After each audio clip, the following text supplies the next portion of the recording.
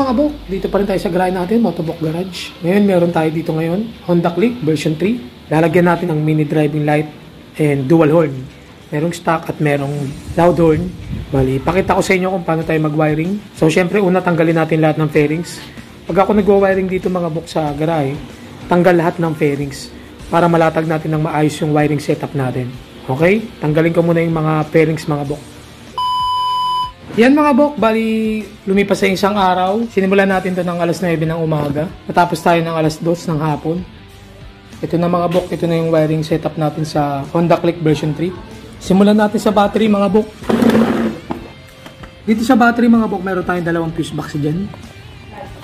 Merong nakasulat na MD. Ibig sabihin niya mini driving light. H, horn, or busina.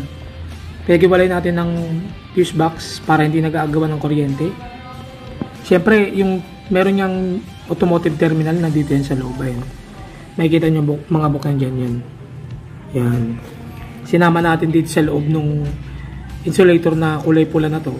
Para pati yung dinagdag nating accessories, nakapasok din sa loob. Safe rin siya.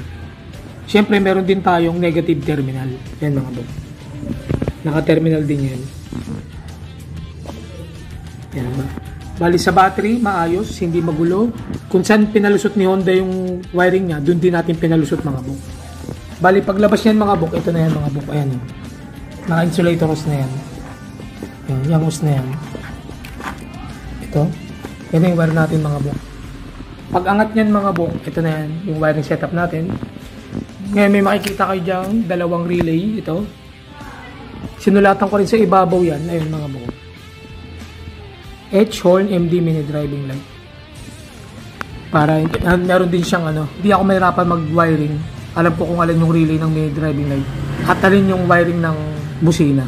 Bali si Boss Jason nagpadagdag siya ng hazard. Dito natin nilagay yung hazard niya.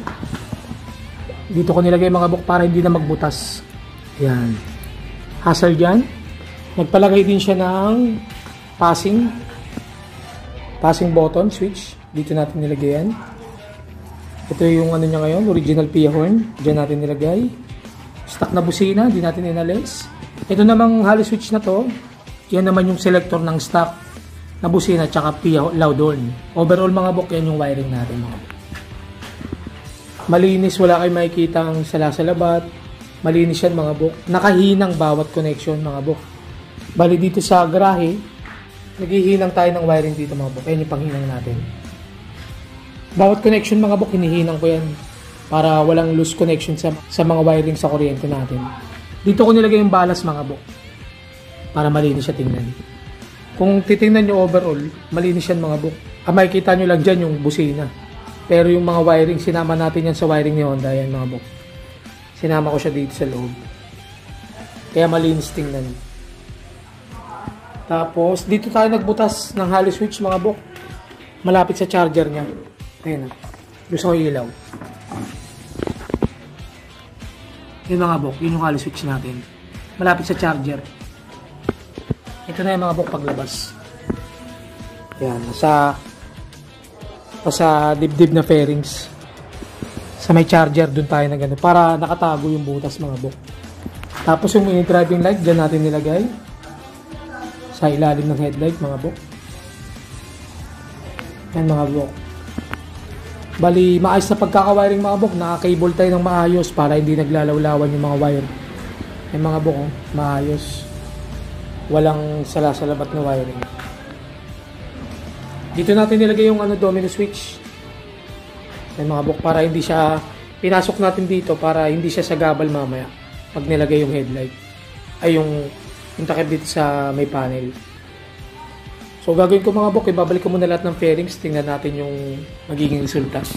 The next day. Yan mga bok, nakabit na natin lahat ng fairings. Balik na natin sa dati.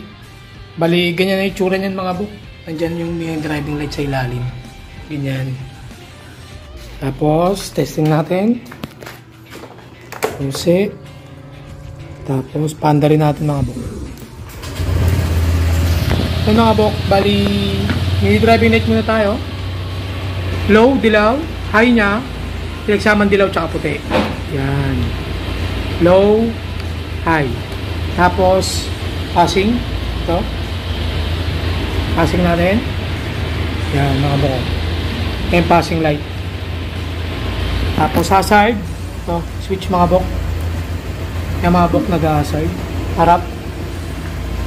Yan nag-hazard. Likod. Yan nag-hazard mga bok. Try natin. Tapos yung switch sa may charger, naka-off. Hindi pa siya nakalubog. Busina tayo. Stuck na busina. Pero pag inon natin yan, ano na yan, PIA horn. Yan na may passing, na may combo lights. Yan.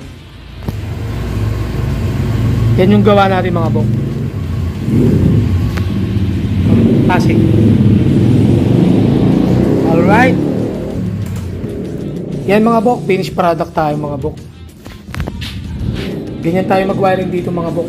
Malinis, safe, nakahinang bawat connection. Medyo matagal lang pero sulit naman yung paghahantay pagka natapos na. Kasi kinalidad natin yung paggawa mga bok.